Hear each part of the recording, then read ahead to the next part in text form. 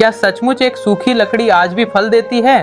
क्या उन फलों की बरकत से बेऔलाद लोगों की गोद भर जाती है? और क्या एक हिजड़े ने मजाक में मन्नत मांगी तो उसकी भी औलाद हो गई? आइए चलते हैं खुल्दाबाद की उस रूहानी जगह पर जहां आज भी लोग हैरत से सिर झुका देते हैं। बिस्मिल्लाहिर्रहमानिर्रहीम। दोस्तों, खुल्दाबाद की तंग गलियों, पहाड़ियों और सूफियों की खुशबू से भरे इस मुकद्दस शहर में हमारा अगला पड़ाव है हजरत शाह जलालुद्दीन गंज ए रवां रहमतुल्लाह अलैह की दरगाह। गंज ए रवां यानी चलता फिरता खजाना। कहा जाता है कि आप मध्य एशिया के बुखारा क्षेत्र से दक्कन आए और यहाँ तसव्वुफ, मोहब्बत और इंसानियत का पैगाम फैलाया। आपकी दरगाह आज भी खामोशी में रूहानी सुकून का एहसास कराती है। इनका नाम है हजरत शेख शाह जलालुद्दीन गंज रवा सोहरवर्दी। ये आप बगदाद में फिरकान बोल के एक शहर है, आप वहाँ से तशरीफ़ लाए थे। आपके पीरो मुर्शिद ने एक आसा दिया था। आसा बोले तो जो बुजुर्ग लोग लकड़ी टेक के चलते उसी को कहते। तो आपको वसीयत की थी आपके पीर ने कि आप जहाँ कहीं भी इबादत के लिए रुकेंगे तो इसको गाड़ दिया करना। जहाँ आसा हरा हो गया समझ जाना आपका मकाम वहीं पे हो गया। आप जहाँ कहीं भी इबादत के लिए रुकते थे तो आप वो लकड़ी को गाड़ दिया करते थे। देखते थे आसा हरा नहीं हुआ, आप वहाँ से तशरीफ़ ले जाया करते थे। ऐसा करते करते आप यहाँ तक आए, यहाँ पे तशरीफ़ लाए, देखा आसा हरा हो चुका है, आपका मकाम यहीं पे हो गया। इस झाड़ के अंदर ऐसी करामत आई कि जिस किसी को भी औलाद नहीं होती है, जो बहन बे औलाद है जी, जो बहन जो बे औलाद है उसी के फल दिए जाते हैं। दरगाह में दाखिल होते ही नजर एक पुराने दरख्त पर पड़ती है। यह कोई साधारण पेड़ नहीं। रिवायत है कि जब हजरत जलालुद्दीन गंज ए रवां यहाँ आए तो उनके हाथ में एक असा लाठी थी। आपके पीर ने फरमाया था कि जहाँ ये असा जमीन में लगाकर हरा भरा हो जाए वहीं तुम्हारा मुकाम होगा। जब आपने इस जगह अपना असा लगाया तो वह सूखी लकड़ी अल्लाह के हुक्म से हरी भरी हो गई और देखते ही देखते एक फलदार दरख्त बन गई। आज भी लाखों जायरीन इस दरख्त को अदब से देखते हैं। स्थानीय मान्यता है कि इसकी बरकत से बेऔलाद लोगों की दुआएं कबूल होती हैं। फल सीधे तोड़ने की अनुमति नहीं होती। दरगाह के खादिम की निगरानी में ही उससे जुड़ी रस्में निभाई जाती हैं। 5 खाने का कभी एक में कामयाबी हो जाती है तो 4 को रख लेने का, या आप इधर आ सकते तो वापस ला देने। लेकिन इस दरगाह से जुड़ी एक ऐसी रिवायत भी मशहूर है जिसे सुनकर लोग हैरान रह जाते हैं।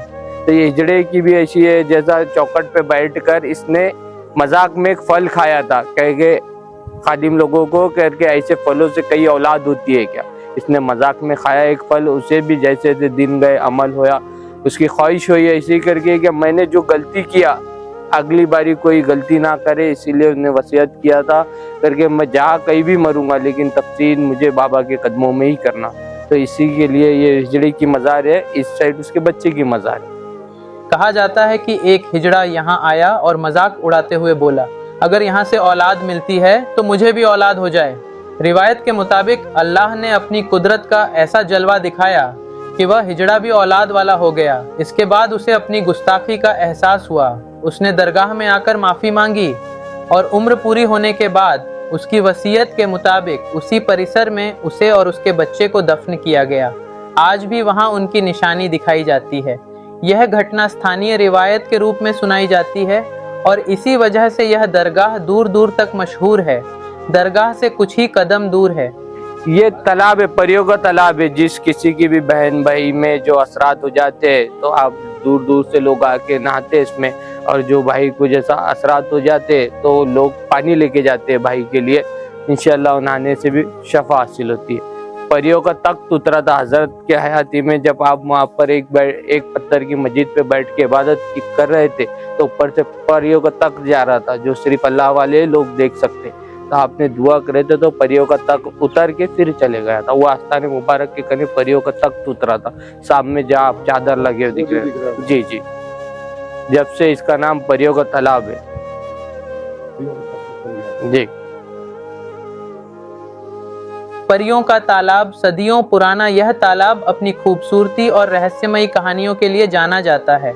बुजुर्ग बताते हैं कि रात की तन्हाई में यहाँ नूरानी मंजर दिखाई देते थे, इसलिए इसका नाम परियों का तालाब पड़ा। यहीं एक तख्त भी बताया जाता है जिसके बारे में स्थानीय लोग तरह तरह की रिवायतें सुनाते हैं। इन्हें ऐतिहासिक रूप से सिद्ध नहीं माना जाता, लेकिन यह जगह की लोक परंपरा का अहम हिस्सा है।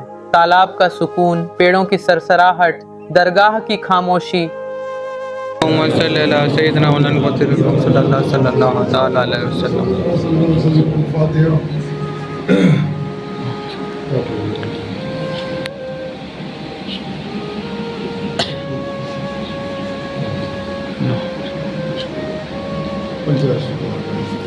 आमीन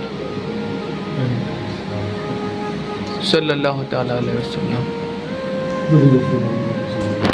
दुआ में उठे हुए हाथ, ऐसा लगता है जैसे वक्त यहीं ठहर गया हो। शायद यही वजह है कि खुलदाबाद को सिर्फ शहर नहीं, औलिया की वादी कहा जाता है। यहाँ हर कदम पर एक कहानी है, हर मज़ार एक पैगाम देती है और हर जायरीन अपने साथ कोई ना कोई दुआ लेकर लौटता है। अगर आप भी कभी खुलदाबाद आएं तो हज़रत जलालुद्दीन गंज ए रवां रहमतुल्लाह अलैह की इस मुक़द्दस दरगाह पर ज़रूर हाज़िरी दें। शायद आपकी दुआ भी यहीं कबूल हो जाए। अगले एपिसोड में हम आपको खुलदाबाद की एक और ऐसी रूहानी जगह पर लेकर चलेंगे जिसके बारे में बहुत कम लोग जानते हैं। अस्सलामु अलैकुम व रहमतुल्लाहि व बरकातुहू।